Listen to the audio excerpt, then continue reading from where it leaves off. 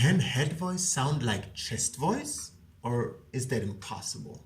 Hi folks, I'm Voba. I'm a singer and a vocal trainer, and this is my channel about anatomical vocal training. Today I want to talk about ringing ears. You know, when some singers, they have this quality to their sound where when they sing next to you or even pretty far away, it just rings in your ear. It just is this continuous grrr in your ear while they open their mouth. And some, like even classical opera singers, but like female classical opera singers, they have that ring, but they just sound, you know, like they're using head voice, but they have this sharp ring to the tone. What is that? And is what I think chest voice is always chest voice, or are there maybe singers that can make their voice so sharp that it sounds like chest voice, but it's not? Here's the answer that I have for you. Yes, there are singers, a lot of singers, and potentially everybody in the whole wide world that can put so much high frequency and sharpness in their voice that a head voice sound can sound like a chest voice sound. If you don't understand my anatomical definition about head voice and chest voice, because it's probably not what you think it is, it's probably something else, please check out this video to really understand what I'm talking about. Because if you don't know the definitions, you won't understand what I'm talking about. So I'm talking about head voice today in combination with the interior vocal edge. To introduce you to the interior vocal edge, I made this video already. And this interior vocal edge that the vocal cords can produce, it can be mistaken, it is mistaken by some people sometimes for chest voice. Like I had this audition where I sang a jazz standard, right? And I had no chest voice by then. I didn't use chest voice. I couldn't use chest voice. I just came out of my voice being not okay, and I just learned this new technique that I'm teaching you right now. So I started off not having a chest voice at all. And I came out of this audition. I used to be a dancer, and the people that held the audition, they were talking to my friend that I had, that actually sent me there, that connected me with them. And they told her, oh, you know, he really can't dance, but his chest voice.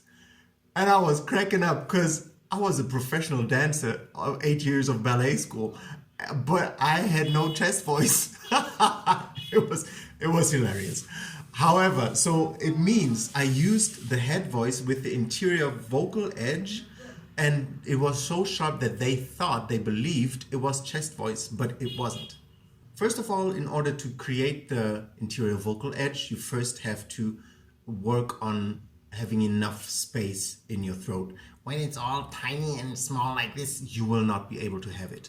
So you first have to open up and open everything up, which I in depth explained in my previous videos and especially in this one.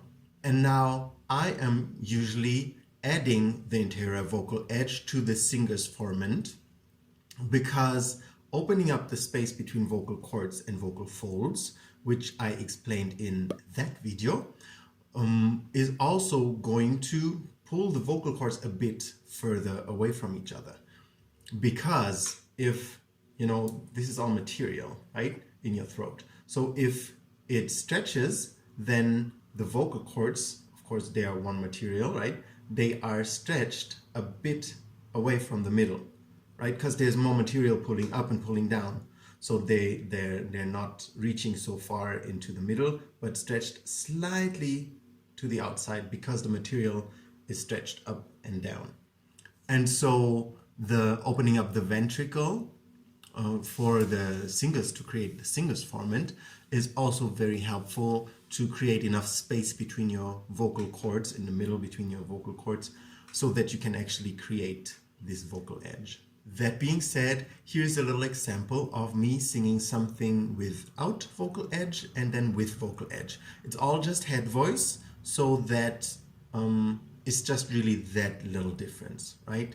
That you don't confuse too many muscles. It's just head voice, and then I sing without the vocal edge and then with the vocal edge. It is my gift to be lost in joy. Now with vocal edge. It is my gift to be lost in joy. Again without. It is my gift to be lost in joy. With. It is my gift to be lost in joy. Now, when you go really high, then it might make quite the difference, right? Like,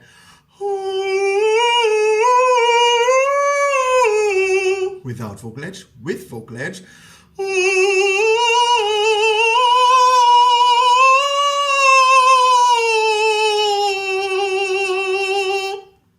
Quite pingy, isn't it? And therefore, when I sang that jazz song, In a Sentimental Mood, at this audition back then, I sang the second verse, on the wings of every kiss drifts a melody so strange and sweet. And that's what they thought was chest voice, even though there wasn't one single note of chest voice in there right now. Just because it's head voice with a very sharp sound that makes it think, for people that don't really know what I'm doing, oh, that's chest voice. It's not. Take this secret home with you and in your bed to think about it, and I hope it gave you some valuable input. Please tell me if it did in the comments, and tell me if it didn't also. And I wish you a beautiful sharpy sharp day. Oh, and subscribe and like my video if you like the content, please. Bye.